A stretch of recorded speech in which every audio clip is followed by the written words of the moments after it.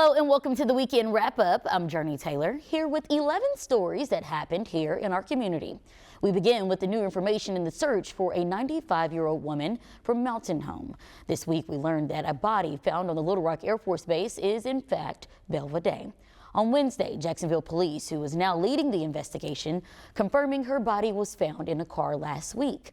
Police sharing that alongside officials at the Air Force Base, but that is as far as they would go.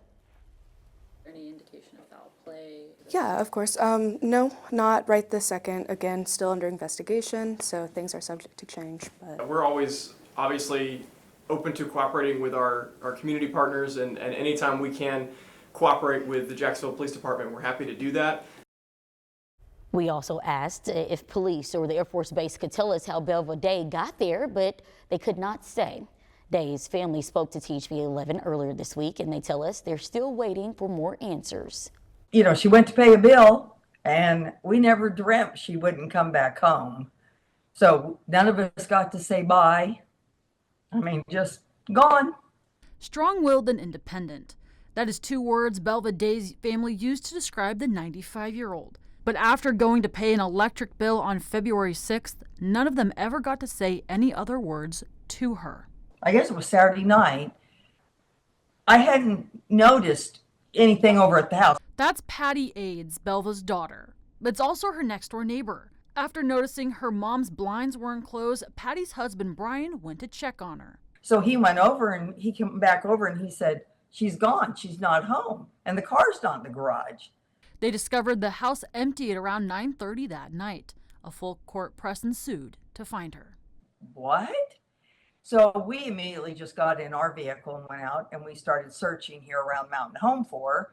You know, Dollar General, Dollar Tree, you know, all the places she liked to go. After calling the police, friends and family started going from business to business, hoping to find something.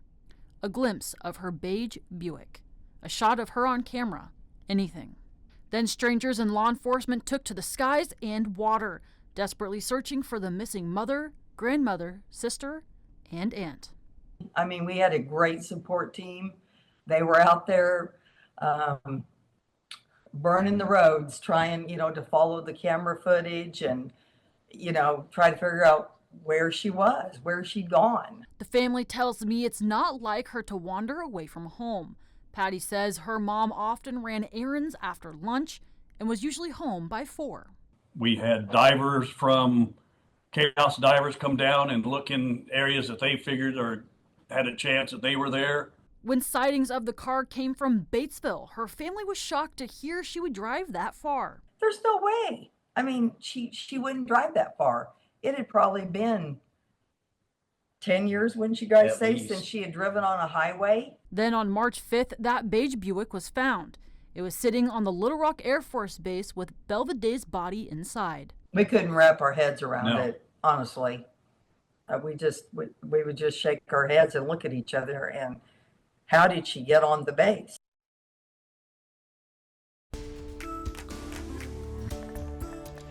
It was another busy week for state lawmakers as the legislative session continues at the Capitol. Capitol reporter Rebecca Brown walks us through what happened this week.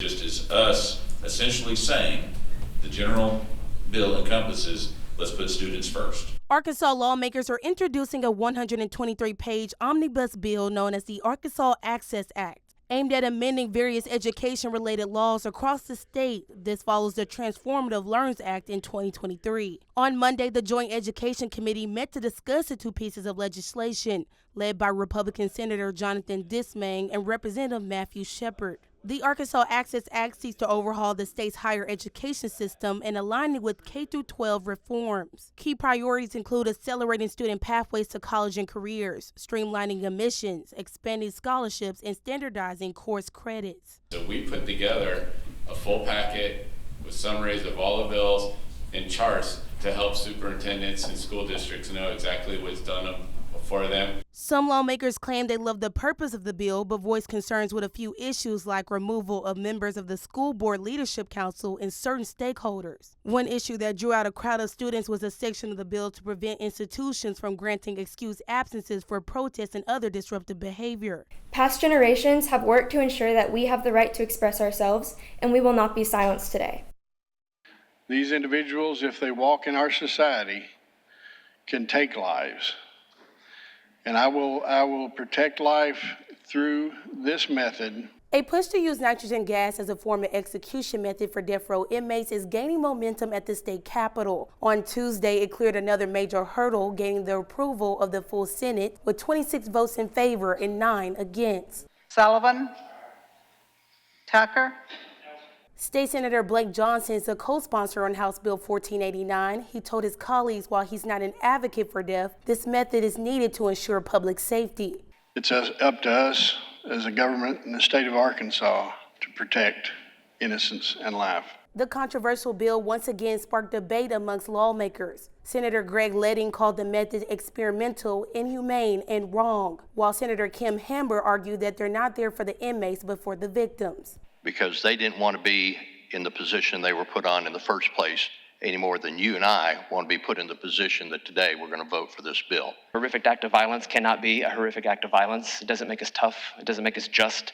It just means that we too have committed a horrific act of violence. The proposal already received support from the full House and now moves to the final stages before heading to the governor's desk. House Bill 1489 has passed, returned to the House.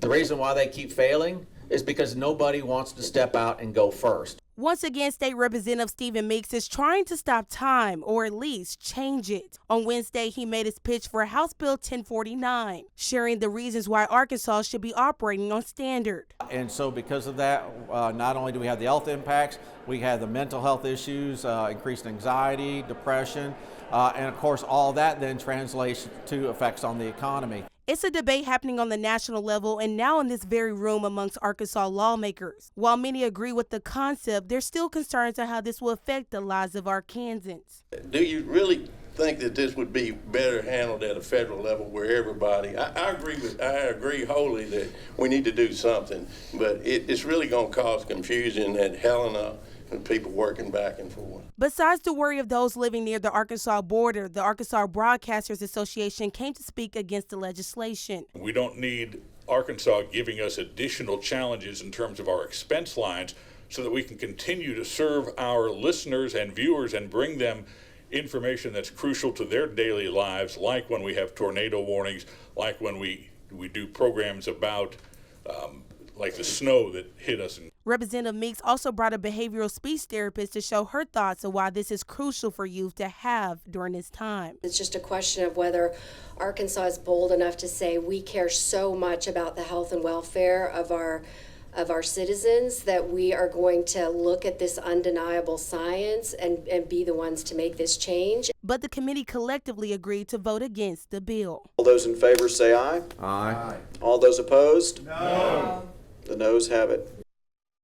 Madam Clerk, please read House Bill 1512. The Arkansas Access Act, a significant education reform bill, made progress in the Arkansas legislature on Thursday. Lawmakers had the opportunity to hear the bill simultaneously both on the House and Senate floor. More students, as they're in high school and as they end up leaving high school, will have access to more accelerated learning opportunities. Hopefully this sets the stage that there's some, policies put in place as we move forward. The focus on higher education reform comes after the governor made changes to the Arkansas K-12 education system with the LEARNS Act. Earlier in the week, we heard from dozens of students voicing their opposition to the bill. Now the roles reverse as lawmakers join in to share their concerns. We really need to have more expert educator input and place some of these stakeholders back in the bill. The one part in regards to the students in exercising their First Amendment rights, I don't even think that we needed to even touch that issue in access. And for us to do so is just to try to create a chilling effect. The companion bills passed in both chambers, mostly along party lines. In the House, Democrats Stephen Maggie and Joyce Springer supported the bill. By a vote of 81 yea, 17 nay, and 0 present, the bill is passed. By a vote of 28 yea, 6 nay, 1 not voting, Senate Bill 246 passes. At the Capitol, Rebecca Brown, THV 11 News. All right, thank you, Rebecca. Remember, the session was recently extended and will wrap up on April 14th. Meanwhile, the bill to help the state's collegiate sports programs fund their NIL foundations broke through the defense and is about to cross the goal line. The Arkansas Sports Raffle Act is now on the governor's desk after passing the Senate this week. If she signs it, schools can hold fundraising raffles during games and matches. The hope is it gives the programs lure and retain players in the new environment where athletes can earn money for their use of their name, image, and likeness.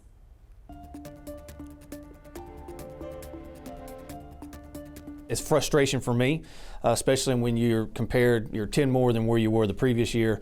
It's very frustrating. If you really want to know the health of your city, look at your 3 and 5 year averages. That really tells you where your community is at. And our 5 year averages are really good. I mean, we're down almost all categories. All divisions are down.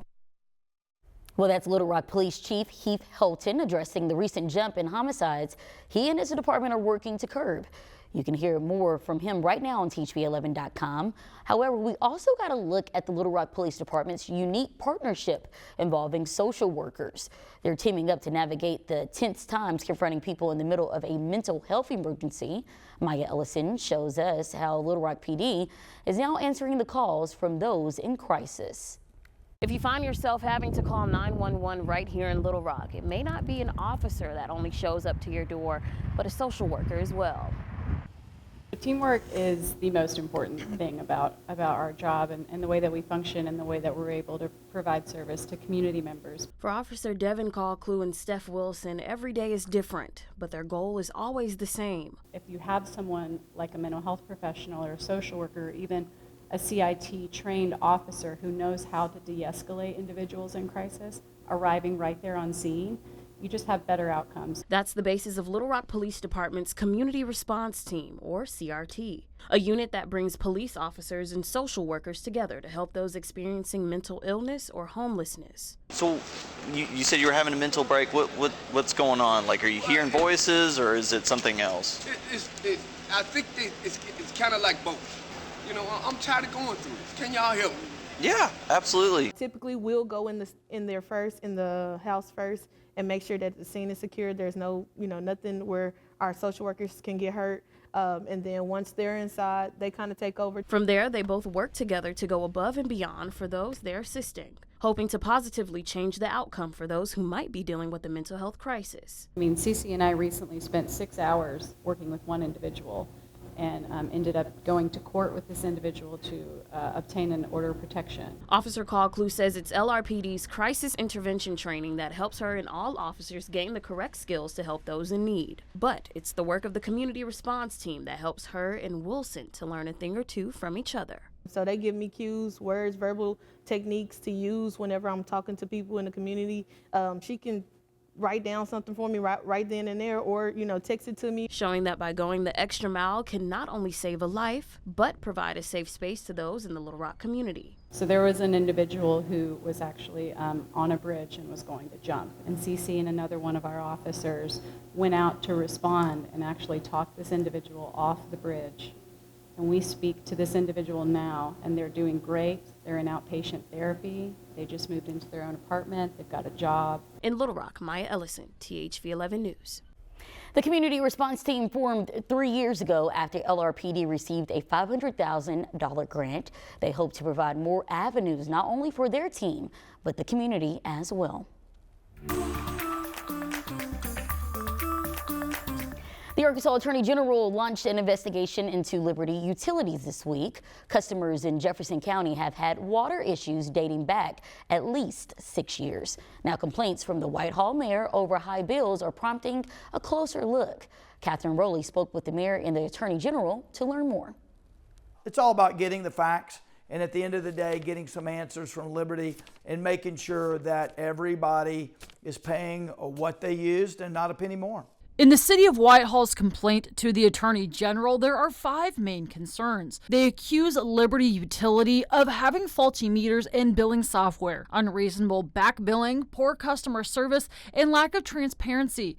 But the investigation goes beyond the city limits of Whitehall. I heard from primarily Whitehall, but our investigation is to the broader Jefferson County, and we will be looking at all of these issues that the mayor's raised, that consumers have raised about Liberty Utilities and the billing. While the investigation is underway, AG Griffin says it could be some weeks before his office has the investigation complete as they look to unturn every stone. We will basically get all the facts. We will get the documents, we'll get the bills, we'll get the backup information. We'll sit down with the Liberty Utility folks and we'll ask them to explain what the heck's going on. THV 11 did reach out for comment from Liberty Utility. Their statement said, in part, we hear the concerns raised by our customers and the mayor. It went on to say they have been working to address the concerns and are, quote, fully committed to making the necessary improvements. Ended by saying they look forward to sharing information with AG Griffin regarding their transition to a new billing system. And that was Captain Rowley reporting for us. This billing issue, though, isn't just a Jefferson County issue, but a larger cooperation problem. The Missouri Public Service Commission also has an investigation into Liberty over similar billing practices. After years of pushing and planning, Arkansas School for the Deaf and School for the Blind are in line for a rebuild. THV 11's Carter Thweet attended a ceremony this week and shows us what's on the horizon. 3, 2, 1. We had mold, we had asbestos, we had leaky ceilings, we had cracked walls. Robert Fagan attended the Arkansas School for the Blind and Deaf in Little Rock in the 70s. Decades later, he remembers it falling into disrepair over the years. Lawmakers who toured the school in late 2023 said the same thing and decided to step in. We got to work right after that, tapping into this amazing community that supports this historic establishment. On Wednesday, Governor Sanders, Secretary of Education Jacob Belva, and dozens of others kicked off the nearly $54 million investment into this school. We are going to make sure that every student, regardless of where they are in the state, whatever needs or backgrounds they have, is going to have an opportunity to learn from not just the best teachers and leaders, but also in the best facilities. After a brief ceremony, crews started demolishing buildings, some more than 100 years old. Superintendent Nicole Walsh says once that process is complete, crews will replace them with new buildings featuring a cafeteria, common spaces, state-of-the-art classrooms, and more. This facility has been carefully balanced between the students who are deaf, hard of hearing, or blind, visually impaired, and their individual needs. But the upgrades aren't just about what's happening inside the buildings. The governor says she wants the school to stand out to the public. Thousands of Arkansans drive by this campus every day, and they look up from Markham and see the 100-year-old buildings. He wants those people instead to look up and see a beacon. In Little Rock, Carter Thweet, THV 11 News. Superintendent Walsh says they hope to have the whole project completed by December of next year. It's been 5 years since COVID-19 radically changed our lives in the world. We're looking back at the pandemic and how some are still struggling with the disease coming up. But first, we verify a claim about the recently completed 30 crossing project. Led by RDOT, the I-30 crossing construction project zeroed in on nearly 5 miles of I-30 and I-40 in Little Rock and North Little Rock. We've had questions, though, about a ramp that at least one Arkansan thought would be part of the new changes. Martha in Benton asks, wasn't the I-30 crossing project supposed to include a ramp directly from I-30 to 67-167 without having to get on I-40 and merge? Let's verify. Our sources are RDOT, the Connecting Arkansas program, and longtime transportation magazine Roads and Bridges. As THV 11 reported last fall, RDOT announced a new ramp would be built to allow eastbound traffic to access I-40 using the left lanes. This map shows the temporary change in the pattern while the ramp was under construction. Before the new ramp, drivers had to maneuver their way onto I-40 in the right lanes, causing potentially dangerous weaving issues for those already on I-40. RDOT says the shift eliminated the weaving problem, improving safety and providing accessibility to US 67-167, now known as I-57. Back to Martha's question. THV 11 reached out to RDOT spokesman Dave Parker to ask about a ramp that would bypass the need to get on I-40 entirely. He says, quote, "No, that was never the plan. What we did was eliminate the mandatory lane shift for travelers headed to Highway 67-167 from I-30. So we can verify that no, a ramp directly from I-30 to 67-167 was not included in the I-30 crossing project. Drivers must still navigate through the busy I-30-I-40 interchange as an intermediary route before continuing north on what is now officially Interstate 57. This weekend, we want to look back at the last 5 years of fighting a pandemic. We all remember that moment when things started to shut down, starting us down a path of social distancing, vaccines, and masks. Many think of the virus as a thing of the past, but THV 11's Carter Threet shows us it's still an everyday struggle for some. The only really health issues that I had before COVID was just like your annual sinus infection.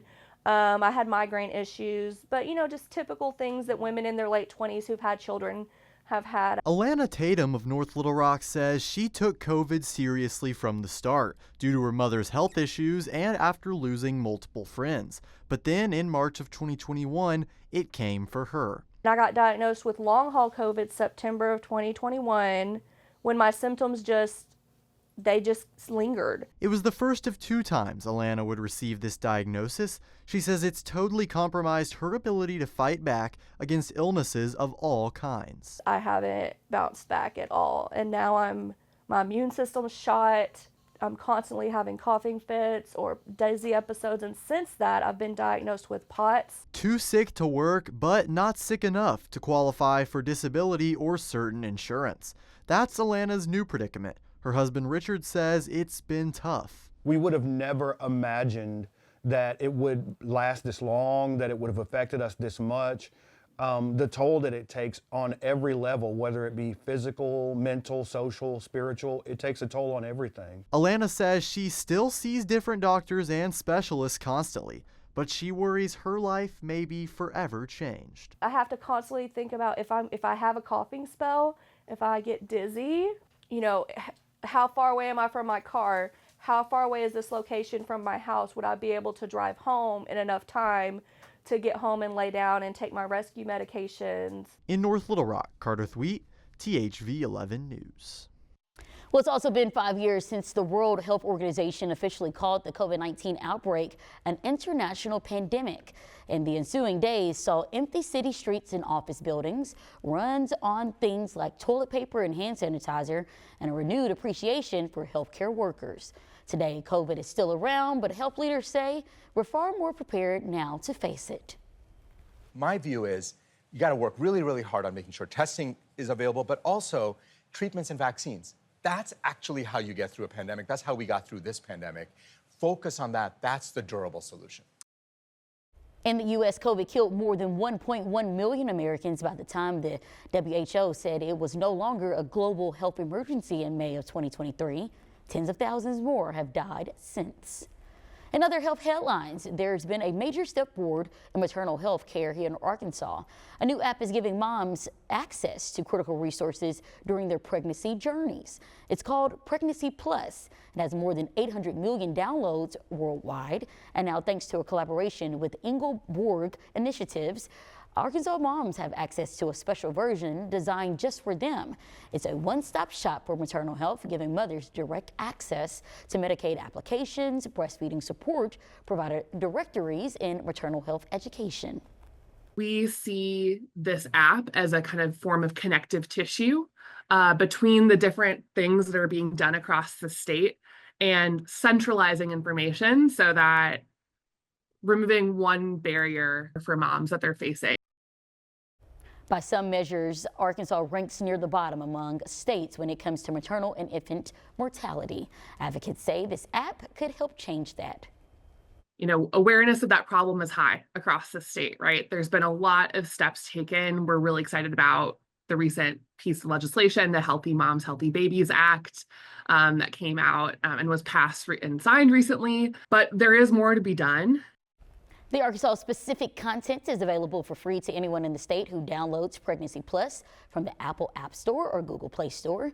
Once users sign up and confirm they live in Arkansas, they'll receive premium access at no cost. An inspiring story taking over Central Arkansas. We're hearing from the runner who is now being celebrated for her incredible sportsmanship. But first, it's time to eat it up. Deep fried to perfection. And she's got our fish. We gotta go to fish. This week on Eat It Up, it's like we're going back home. We are at Stormy's Soul Food and More, the food truck here in Little Rock, y'all. This is an incredible story of a woman honoring her late mother with some of the absolute best wings, burgers, and catfish you have ever tried in the state of Arkansas. So what do you say? Let's eat it up.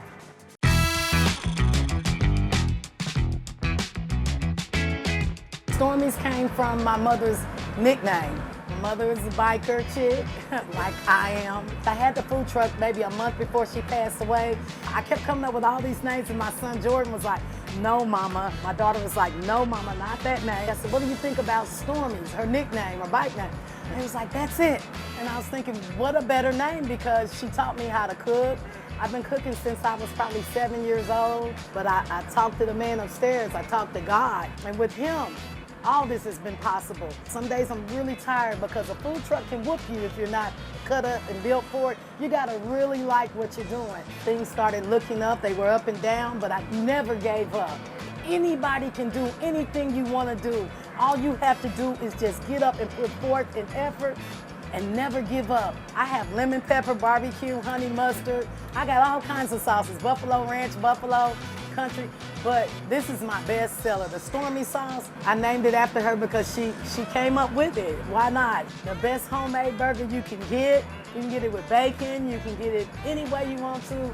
Cheese, mayo, mustard, lettuce, pickle, onion, tomato. Instantly tell the difference between a beefy, fatty burger and a smash burger. That's the best smash burger I've had in Little Rock. All that Stormy sauce on there, you can smell it through the lens right now. It tastes like just a delicious, amazing hot honey. Can y'all say country catfish? She said she was from the country. Look at that beautiful breaded catfish. Duval's Bluff, you have outdone yourself. Oh my God. It's like going back home. It is good. So flaky inside, hot, delicious, not spicy hot, but hot. Taking a good bite of catfish as a little bit stumbles out of my mouth when I'm trying to contain my excitement. Well, let's end things on a positive note. Kaylee Montgomery is a girl from Batesville who is going viral for how she finished her high school cross-country career. You may have seen this video before, and if you have, you'll know she didn't run off into the sunset. Instead, she did something even greater. She helped another runner cross the finish line. While everyone ran by Julia Witherington of Greenwood, Montgomery stopped to make sure she wasn't left behind. She says she simply just did what she was supposed to do. If I was down and I was falling and I couldn't get up, even spiritually, like Jesus wouldn't pass me by. He would have came to me and picked me up and helped me. It's a really good opportunity to share what the Lord has done in my life and show in action what He can do. Listen to this. Even though she slowed her pace, Kaylee still went out with a personal best. And those are your top 11 stories from this week. Thank you for watching, and we'll see you on the next Weekend Wrap Up.